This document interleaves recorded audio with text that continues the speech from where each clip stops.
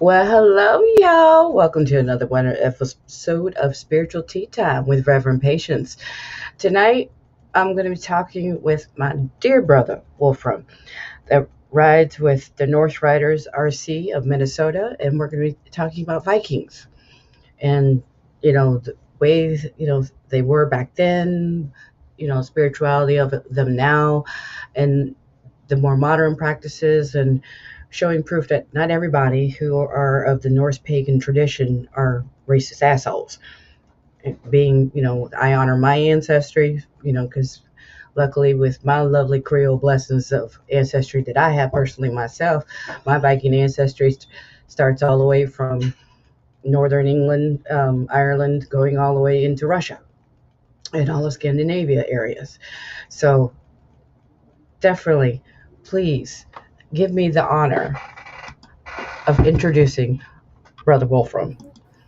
How you doing, honey? Thank you and welcome to the show. I'm doing good. I'm doing good. So how's life been treating you, hon? Oh, it's been going all right. Been busy. Got between work, stuff with the club, and just all the other stuff going on. It's been fun. Oh, I bet it has. I bet it has. Now, with tonight's show and everything, and talking about, the glorious, raiders of history, the good old fashioned Vikings and everything. With tonight, I want to show proof that, what people see from the different modern, white supremacy groups perverting, the ancestry and the history and the knowledge of the spirituality, especially of Asatru and stuff, to show proof that, they're not a bunch of racist assholes. Yep. You know what I'm saying? And everything. That actually they were very knowledgeable people and good people, and and such as yourself that are still good people that are, they're just proud of their heritage, and we're not into, hurting people. We're not into picking on people because you're different than us, So how, for you, did you come to terms with dealing with, this, when someone comes up to you, like we were talking about before the show, when they point out a certain, Viking image or symbol or rune that you may have on one of your patches saying, oh, that's a racist symbol. How do you deter that person and educate that person, without causing war?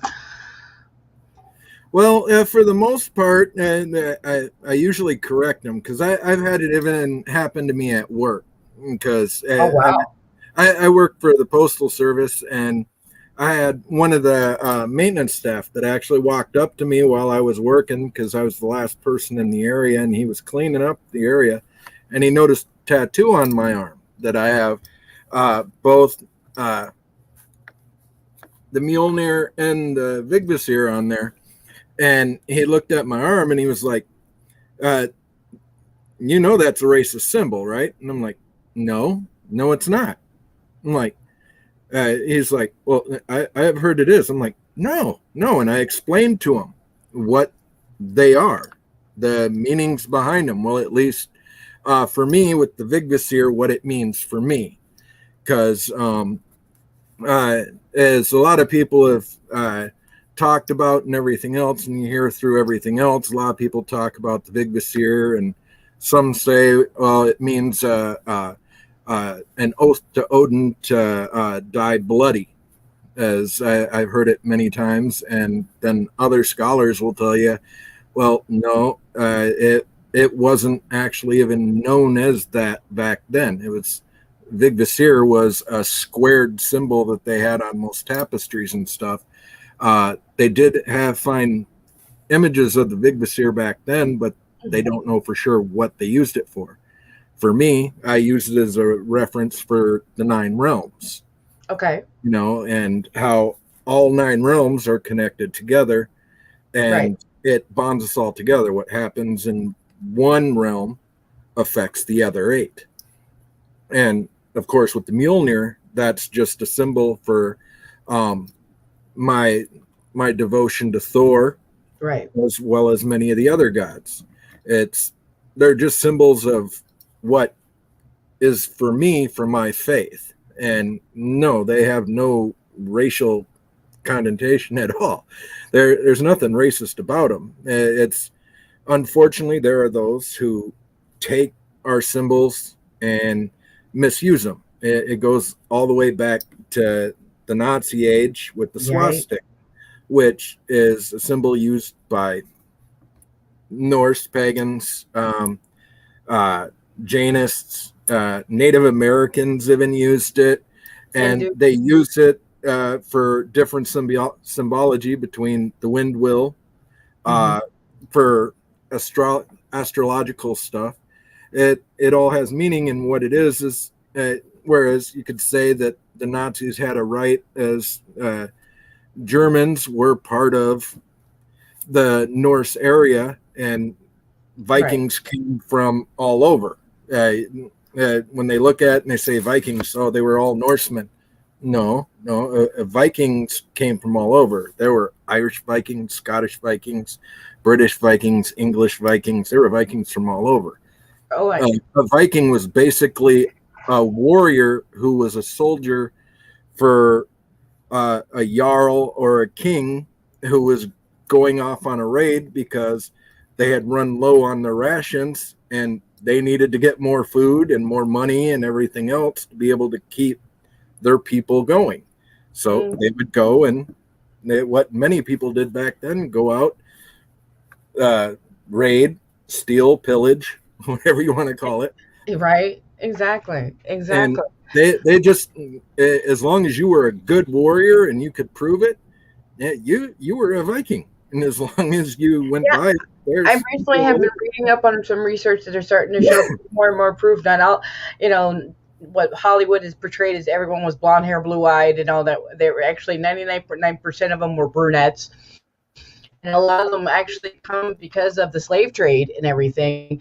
A lot of them, because a lot of slaves have won their freedom and became Vikings, stayed on and, as hired mercenaries, and everything, and worked as Vikings, for the Jarls or whatever that they were captured by, and people don't realize that it was a mixture of, because they're starting to see in a different um, um, sites and everything, especially in Scandinavia. They've found coins and jewelry and everything from all over, from the Middle East, all the way from China and everything, because of them all their travels and bringing things back and everything.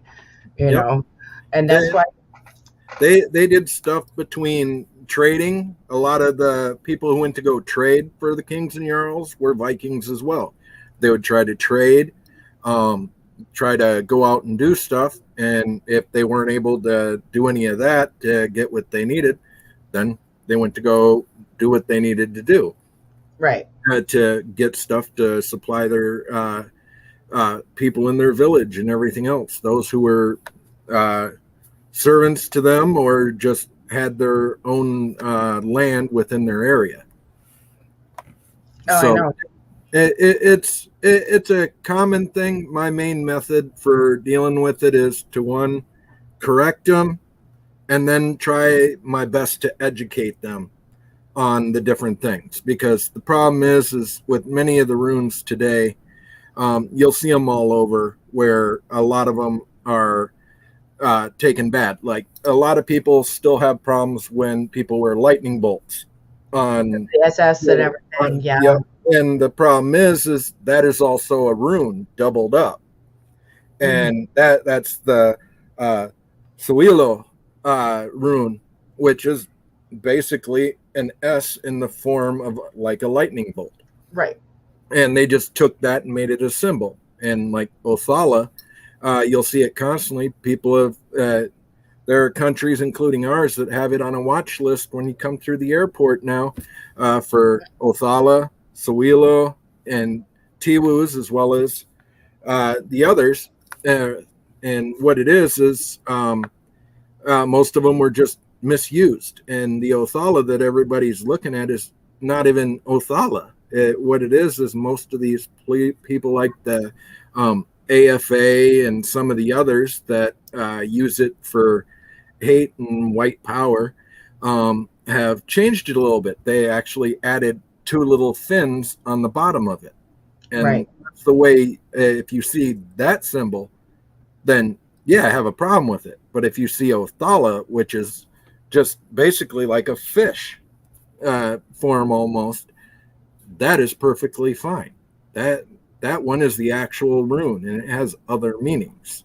Exactly. And it's just unfortunate. Many of our symbols are being misused, and people are turning them into symbols of hate. And the main thing that I try to do, and that is one of the big reasons why I joined the club that I did, is I want to go out there. I want to spread the knowledge of the Asa faith and actually show people that that's not what it's about.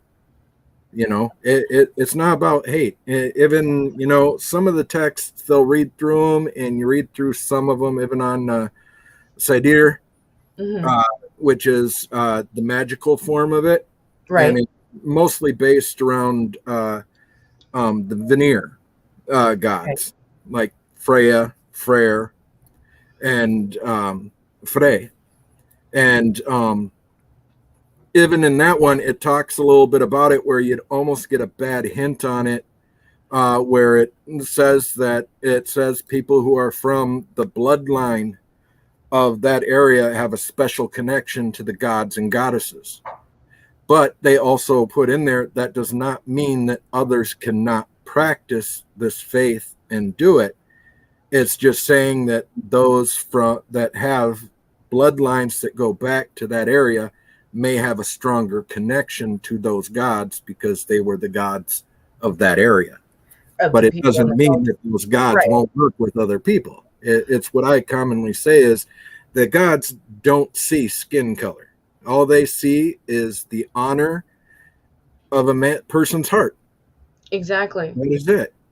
Yep, and sees the honor in the actions of the warrior. Exactly. That's how they, that's how it was and everything. And, that's why when, oh my gosh, I've seen it in so many of the different Facebook groups. I've even had them try to tell me, I couldn't practice and everything because I wasn't European enough.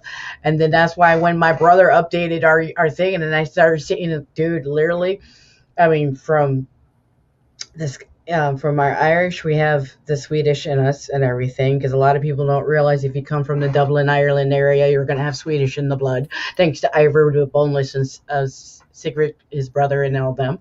Oh, hey, County Kerry here. We were a main landing part right there in Dingle Bay. Exactly.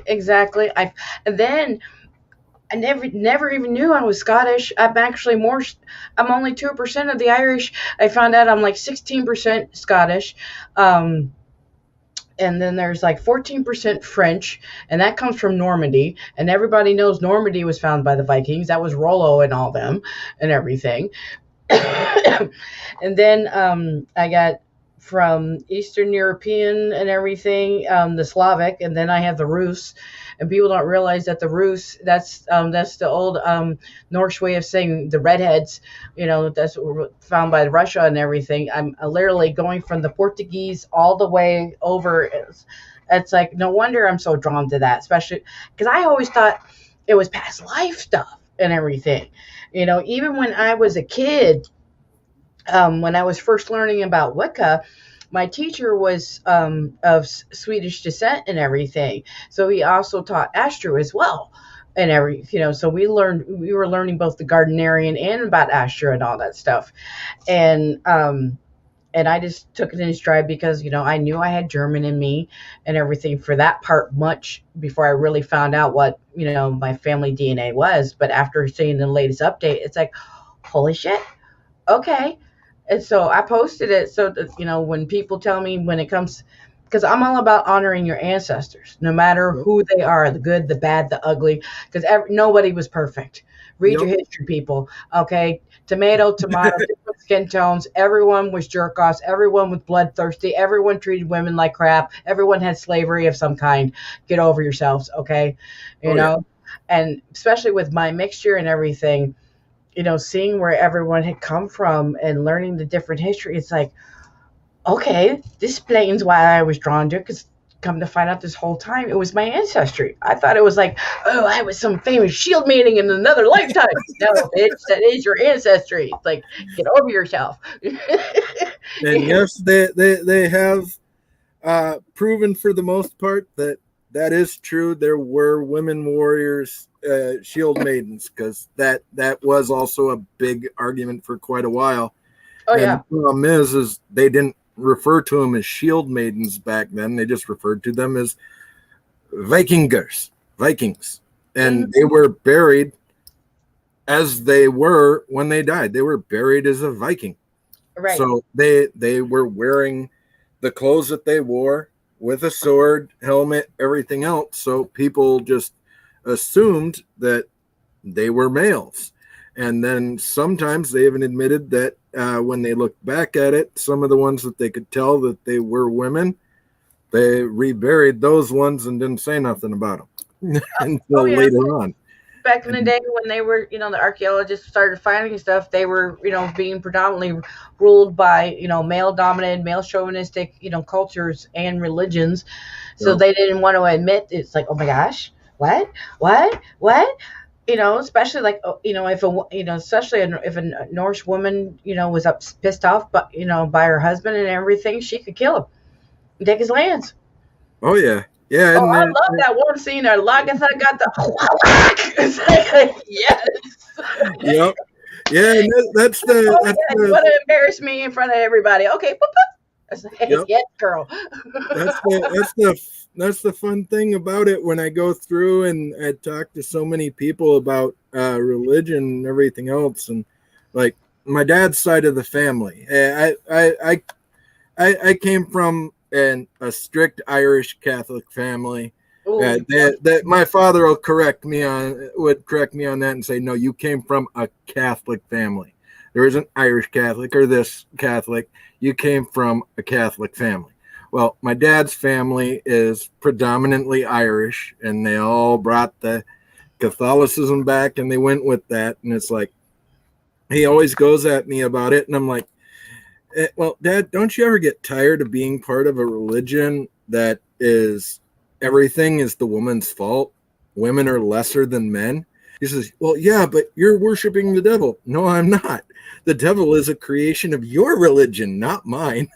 And you just took different gods and you put them in different things. You made some of our gods saints, like St. George, and then a few others that you just made angels, and some you just made demons and the devil, and went by that. And I'm like, the fact is and he's like, well, you're a sex cult. I'm like, no, what it is we just respect women as they are in the same level of us as us, and also we honestly look at them as sometimes a little bit higher because they are the only ones who can create life.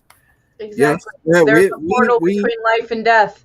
Yep, we have that other part that makes it. Without us, they can't make it. But at the same point, we're not the ones that sit there and go through the pain of bringing that child out. So exactly, most every faith, including the Wiccan faiths that I've been part of before, and the one that I'm still a member of now,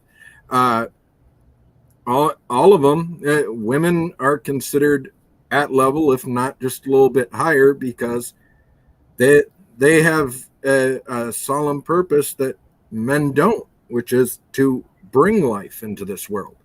Amen. So most ancient religions had that. And my biggest hatred when I'd take my daughter out, because my daughter is a Wiccan, and I take her to the store, and we go to like Barnes and Noble, because we were in that area and we were too far from like Megas or Eye of Horse or anything else. We go in there, and I'd be like, where are the old religion books?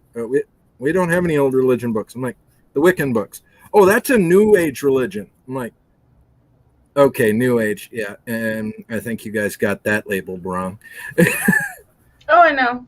of course, they call it all that crap and everything, and that's people don't want to acknowledge it because of what we've been as a society have been pushed into us, everything by these predominantly Christian, religions and everything, you know, and Oh the yeah, way. and that's the hard part with Asatru right now is that when you go through some of the old books and some of the things that are considered good for knowledge on finding out stuff like the Eddas and everything, the one problem you'll find is like with Snorri, when he did the Eddas, Mhm. he was a Danish chieftain who was Christian. He was from the Christian era when he wrote it, and he believed that the world was Christian and that everybody just forgot about God, and that's why we had pagans. So when he wrote the Eddas, he kept some of the old story in there, but you'll look at it and you'll find that there is some extra exaggerations on it, and he's Mhm. added extra things, like in the question where they ask Thor in there, they say, "Have you ever failed?" And then he has to admit to different things that he failed at. When he went and he lost in the 3 challenges against the giant, he Right. failed. And when he was fighting the serpent, he threw the hammer at it, but in the end, in the belief of Ragnarok, he is to face that serpent once again. So obviously that serpent is still alive. He didn't kill it. So Right. they use that as, oh, but their gods are fallible. That means that they're not gods, because God is not fallible. And that's basically the thing he was trying to put in it. Right. So the problem that always comes with a lot of it is you got to go and look deeper to try and find what is real and what is his exaggerations and fictions to add into it to try and sway people against it. And it's always the pain that comes with it. Sometimes it's like the old saying, Asatru is the religion with books.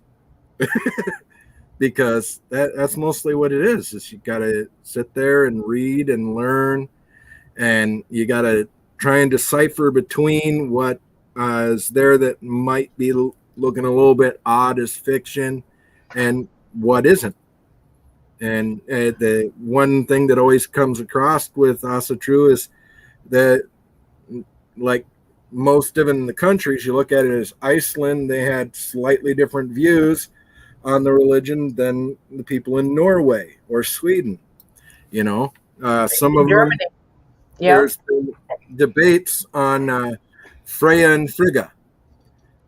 Some of them say they are 2 different goddesses. There's Frigga, who is the wife of Odin, and there is Freya, who is not.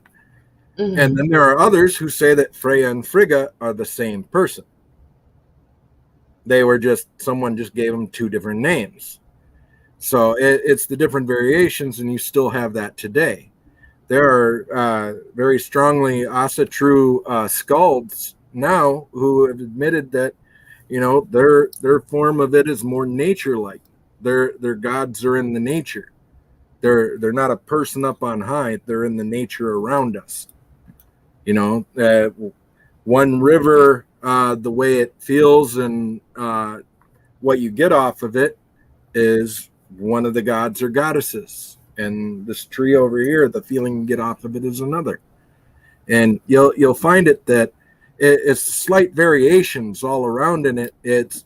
You're not going to find every Asatru to be exactly the same on how they believe. Of course not. If you look at it, they'll all have very a lot of similarities in there as to Right. what it is, and they stay basically to one basic thing. Is you look back then, it was like uh, what people look at the blue hair and blonde eyes, and they use today the great Aryan race. Yeah, there was an Aryan group who came in Hmm. and they conquered the people in the area. And yeah, they were blonde hair, blue eye, but when they came in, conquered, and then they did the normal thing. They mated and lived and did everything else. Well, blonde hair and blue eyes sort of went out the window on a lot of them. And Hmm. their whole thing was the same as it was with all the others. It didn't matter what culture you were, what color you were. It was whether you had something that they needed so that their people could survive. It had Exactly. nothing to do with race. It was all about, hey, they stole from each other. You know, one of the original raids, they went the other way. Oh, hey, we're in Norway. We're going to go down to Sweden and we're going to attack some of them down there. No, Uh-huh. we're going to go over here and attack some people here. You know, they didn't care. It was like, hey, we found England, mostly white people. We're going to attack them. You Uh-huh. know, it never mattered race to them, and it still doesn't today. You know, they uh, had people from all over that ended up coming into their community, and all they cared about was, do you accept our gods? And then later on, when they went to Christianity, well, hey, even more, you know, people traveled through and everything else, different cultures, and hey, I got two mixed children. Their mom was black and I'm white, but her grandmother was also Swedish. So, you know, like when you do the fun little DNA tests and everything and take all of them, hey, my kids are more Norse than I am. Right? You want to look at my son, he's light skinned, big afro, and that kid's more Norse than most people, you know, and he's finding his way out there with his total beliefs in the whole thing. But you know, my daughter found hers. She went completely on the Wiccan path, and my son, he's sort of still in between. He hasn't fully decided, but he leans more towards Asatru than the other way. And me, I'm just the eternal Gemini. I can't pick one of anything. I go, hey, this, that, ooh, Jack of that's all why, trades, master of you none. know, Yep. I'm a member of a Triskelion coven, and then I'm also what most of my soon-to-be children, once they get married next year, all of them look to me as the chieftain of our hearth, you know, and the Gothai for them all and their teacher. Because when they went in there, they were like, well, I'm interested in this, so I gave them the books they needed. I gave them the instruction I could going along the path, and taught them, you know, as much as I could, and gave them the tools to be able to find out more, because that's what I was taught by the high priest of my coven is in teaching, you want to teach your students to be better than you. You want them to excel beyond you. Exactly. If you're just trying to get them to reach you, you're not being a good teacher. A teacher wants their student to be better, and that's Yep. what I always do. Is I try to give them the knowledge and give them all the tools to be able to make themselves better than me. I strongly agree with that. I strongly agree with that. It's like I tell people, you know, as a teacher and everything, no matter what your tradition is, what your faith is, what your, you know, religion is, you know, a true teacher and elder points to you which direction you need to go in. So you're already relearning the knowledge that you already know within yourself and everything. We're not going to tell you how to believe. We're not going to tell you what to think and everything. You're grown. You need to make that decision for yourself and everything. We can show you how to apply it. You know, you got Yeah. questions about what you're learning and everything. We're all we're here to be is a guide, you know, with the lantern saying this way or that way. You know what I'm Yep. saying? And that's it. You take the path, you take the path. You don't. Say la vie, you know? Yep. And then um what I wanted to touch on and everything, because I know a lot of people are, you know, it's always a big touchy subject about blood sacrifice and animal sacrifice and human sacrifice, dealing with, you know, the Asatru and the Norse and, you know, Viking ancestry and stuff. I don't know why people are so surprised and everything. I mean, come on, if they're able to raid and, you know, and be in the battle and everything, you know, doing what they had to do to appease their gods, offering, but they don't realize though that usually whatever animal, especially that was given after the blood that was spilt and everything and draining as an offering, the meat part was taken back and cooked and given to the people. Yep. Well, and also is a lot of them forget, and it's one of the things that with a lot of the different Christian religions and stuff, when I talk to them about it and I bring it up, they always want to go back and say, well, no, we've come above that. Is because I say, well, you talk about us, but have you read your Old Testament at all? What did Israel do all the damn time? Oh yeah, he was out there sacrificing his sheep, his best sheep, to his God. What did all the Judeo-religious people do? They sacrificed their animals. When you look at the pagans, it's not like they're going out in the woods and they're just picking out some animal that they just captured that day, brought back, and that's what they're killing. No, they were many of them were farmers, and even the people who owned land, they had people who farmed on their lands that they owned for them, because they had slaves. They had people who were just above slaves. They were basically like what the Irish were in old day America, the indentured servants. Is they didn't own land, so they tended to the land of the person who owned it. And they would farm their land, and when they had to do a sacrifice or anything else on a special holiday, or when the spring came around and it was time to go out and possibly raid, they would take their best animal. Right. And that's what they would do. And it's like with Yule, it's what you said. With like when Yule comes around, the whole ceremony behind it is you take one of your pigs, you bring it up the night before Yule, you do a ceremony and you sacrifice it to the gods, and then right afterwards, the wives and women or the female slaves will then take it and they'll go back. They'll finish butchering it up, and they will cook it and prepare it for Yule feast the day after. And then you must feast and finish the pig as part of the whole thing. Is you sacrifice the blood to the gods, showing that you sacrificed your best pig, your best cow on whatever holiday it is, and then you feast upon the meat. You don't waste it. You don't just kill it and say, oh, here we go. Exactly. That's a misconception and everything, when it comes to talking about sacrifice and dealing with the animals and everything. When you break it down, it means to make holy, and so it's actually, like I tell people, it's better for you to have a piece of meat, of flesh that you're about to put into your mouth that's been sanctified in that way than commercial processed crap you get out of the grocery store. Yep.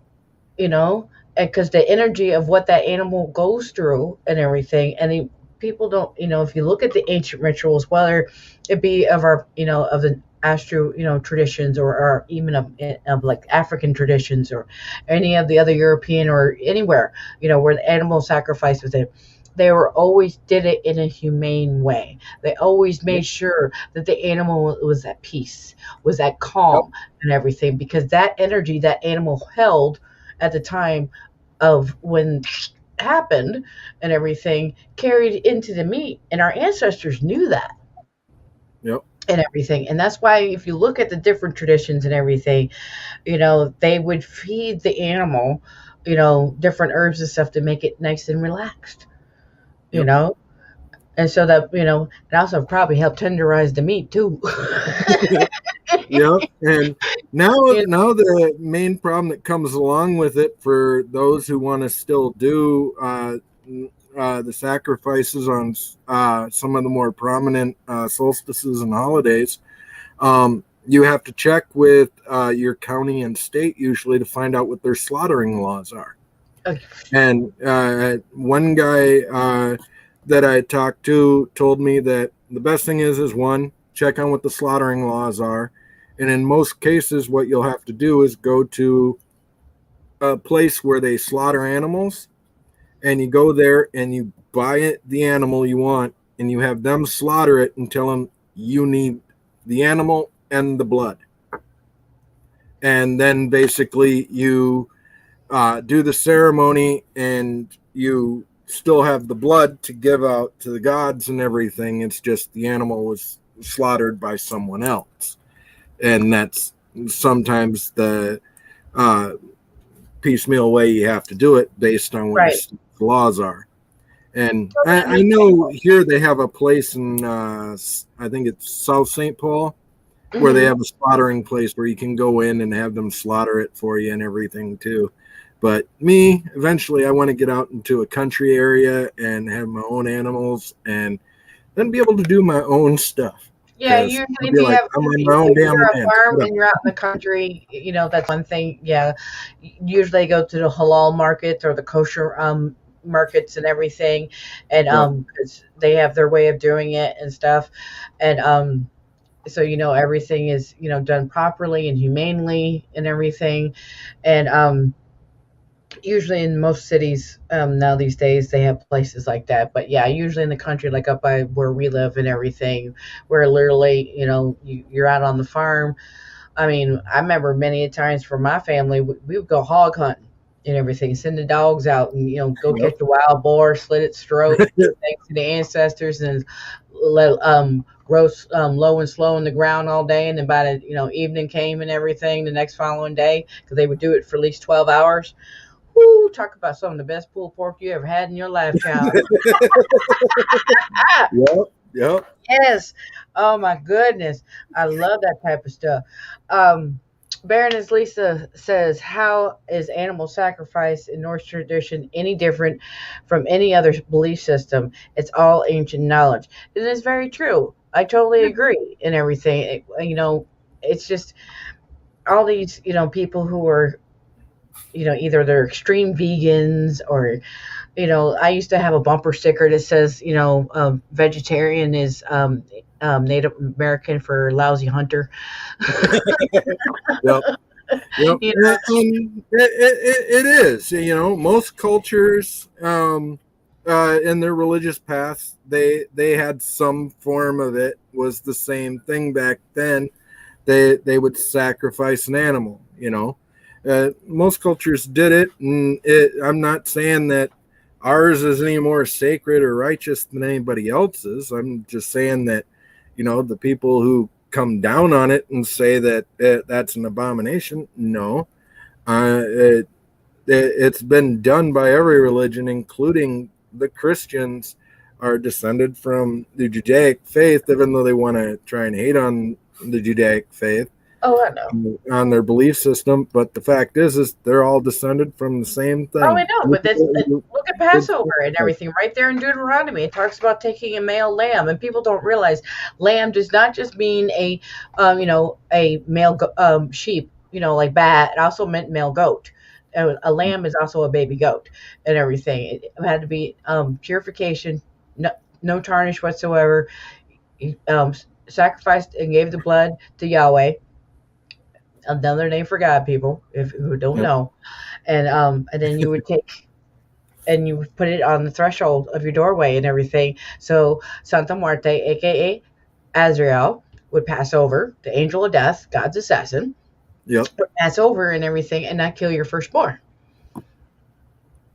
Yep. And when I mentioned that, oh, they're like, what? Yeah. Oh, you guys forget about that.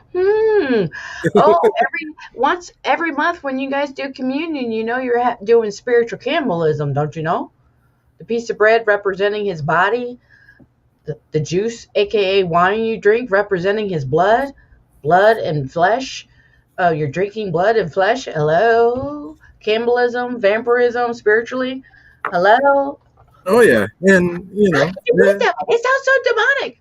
Hey, it's your religion, honey. yeah, the most fun one I always have with going at it, and I look at it as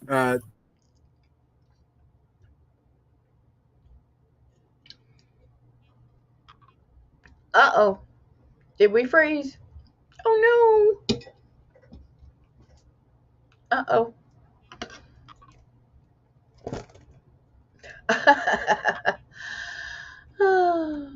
Gotta love the internet.